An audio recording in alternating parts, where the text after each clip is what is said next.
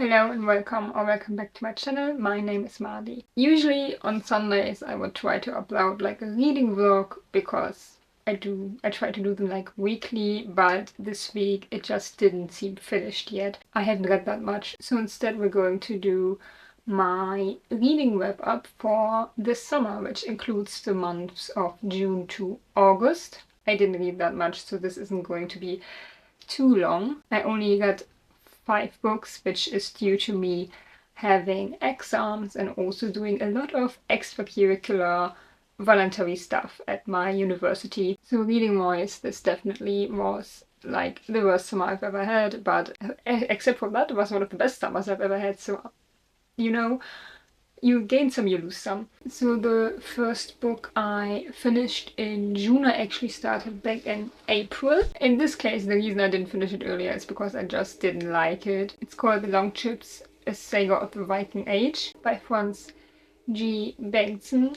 And this follows Orm, who lives at during the Viking ages, and he gets kidnapped and gets taken onto a Viking ship, but immediately rises to be one of the most respected crew members, which just didn't make sense, if you ask me. And then we follow him and his crew around Europe and just experience their adventures. First of all, the writing style was very dense. I don't know if it's the translation, because I do believe it was originally written in Norwegian. It just felt so slow because of the way this was written.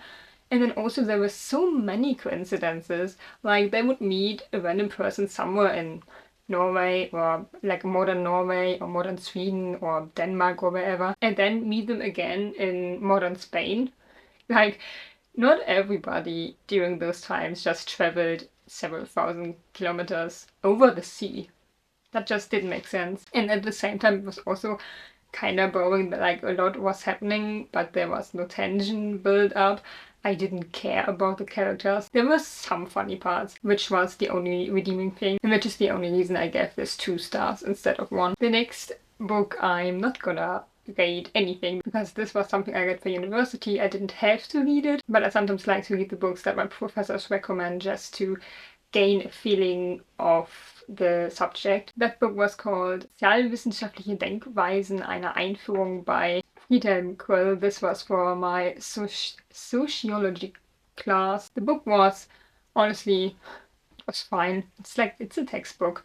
What do you expect? I'm not gonna rate it, as I said. And that's all I really gotta say about this. The next book is With Music We Dream by Roxana, Hube. I might be slightly biased here because I'm friends with the brother of the author. Keep that in mind. However, I do think I would have loved this book anyway. It was written in German and it's not been translated into English. But if you're German, I would recommend it. It's a romance story. We follow Willow, who wants to become a radio host, and she's already working at like a radio station, but her boss doesn't trust her with being on the radio quite yet, and she would do anything to get this position. So she makes a deal with her boss that if she can get an interview with this upcoming boy band, then she will be allowed to host her own radio show. So she tries several ways to contact the manager of the boy band, which doesn't work, and at some point she just climbs through a window of a man's toilet and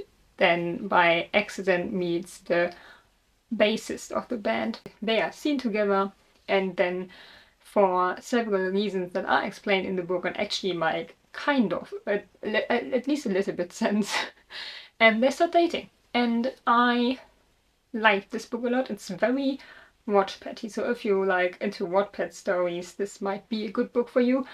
And I like this because it wasn't toxic. In a lot of romance books, especially heteronormative romance books, you will have toxicity. There's a lot of power dynamics in many cases. Of course, there's also power dynamic here because she wants the interview and he's a pop star. It's not as bad as it could be, just because they are essentially using each other. It's not that one person is in love with the other person right from the get-go, and you can see the relationship develop in real time. Also, big plus here. The friendship between the boys of the boy band was depicted in a very sweet way. It's not these bro kinda guys. It's actually a friendship that, I mean, I'm not a man, I can't tell you if men actually don't have these kind of friendships, but it's finally a healthy one. Also, the man did have friends of his own. It's not just a woman who has one other female friend and they are talking about this man all the time. No, the man has a personality and friends. So yeah, the only real critique I personally have is that I didn't quite click with the writing style. There is a bit of over-explanation, but honestly I think that's just something that you find a lot in romance books, especially in the ones that are originally written in German. So the writing style is the only critique I have, but it wasn't something that deterred me from reading these books in a few days, even though I had just finished my exams. So yeah, this got 4.5 stars. I actually bumped it up a bit because at first I only gave it 4 stars, but it wasn't quite a 5-star, but it wasn't that far away. The next book I read you actually saw me finishing. That's the first one I read on an actual reading blog. It's The Count of Monte Cristo Part 1 by Alexandre Dumas. This is a classic, it's very well known. The edition I have is separated into 2 parts. Actually, I have the second part here. Give me a second. So this is the second part of the edition. We follow Edmond Dant.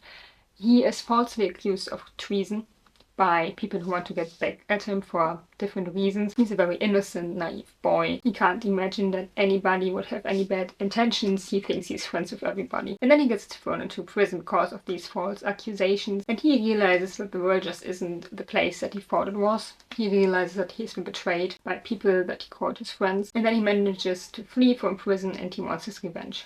In the first part of the edition, which is about halfway through the story, we see him getting thrown into prison, fleeing, meeting somebody in prison. That is very important to his story. There was actually a very emotional scene with this person, but we only see like the build up of the revenge part, and I hope that the actual like getting back at people after 15 years of prison part is going to be, in this one, it's going to be rewarding enough for like 2 books that are about 700 pages long, because this is a very long story. It felt kind of drawn out. There were parts that I was like, why is this in here? Couldn't this have been shorter? This isn't important to the story. There were also some parts that I thought were quite good. I liked this a lot actually, like I liked the first part a lot, but sometimes it just felt like Dumas gets caught up in his own plot and then goes onto subplots that you don't need. I do like the characters. The characters are great. They feel like they actually have their own minds, their own intentions. And there's one character that I'm afraid might get hurt by the Count of Monte Cristo, and I'm kind of scared of this for that reason. But I'm going to continue with it in October probably, and I gave the first part 4 stars. The last book I read this summer was Mordew by Alex Pheby. I have learned now that the name is pronounced Pheby and not Pheby after I googled it. It's the first part of the Cities of the Weft series. As far as I know, only 2 parts, like the second part has already been published, but the third part is going to be published in the next year. This is set in a very dark world. I have said before, if you have any triggers, do not read this book. If you don't have any triggers and like really dark stories, this is the book for you. We follow Nathan, who lives in the slums of a city that is ruled over by the master. Nathan's father has something called lungworms and he needs medicine. For that they need a lot of money. Nathan's mother works in the... she's a sex worker essentially. There's a lot about sex work in this book, also about sex work of minors. Again, big trigger warning for the entire book. Something else that is important to know about Nathan is that he's got something that is called the spark, which means that he can create living things out of something called the mud. These he could sell, but his father has prohibited him from using the spark. Nathan doesn't know why. So Nathan is being sent with our voice to the master so he might work for him, but the master rejects him. Strongly rejects him. And together they steal things but also complete jobs for another man whose name I've forgotten. But this man is also very important to the story because he uses these kids essentially to get rich and wealthy. Along the road we see Nathan being betrayed, we see Nathan losing his hope, losing his childhood naivety that he still has at the beginning of the book, and we see him becoming a tool for different people and realizing that he has been manipulated but not knowing what he should do about it, or not really caring at some points.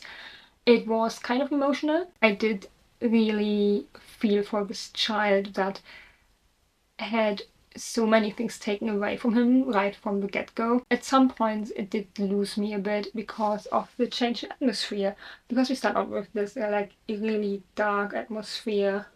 It's almost scary. It's almost like, I would recommend reading this in autumn, actually, around the like darker months, scary months, if you will, because of the atmosphere. But at some point it just lost that, because either the descriptions were just missing, or Nathan moved into places that were just very clean, though I do think that it could have made more out of that as well. Like, something that is very clean can also be very scary.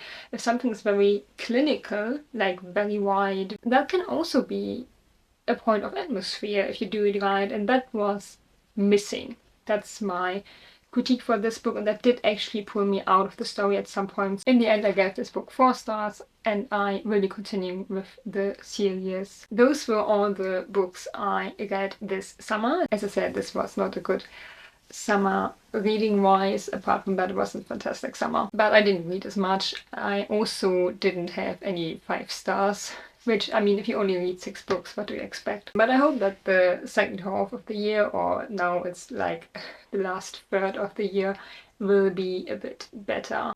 For my reading, I would like to read a little bit more. For now, that's it for the day. Thank you for watching, and I see you very soon.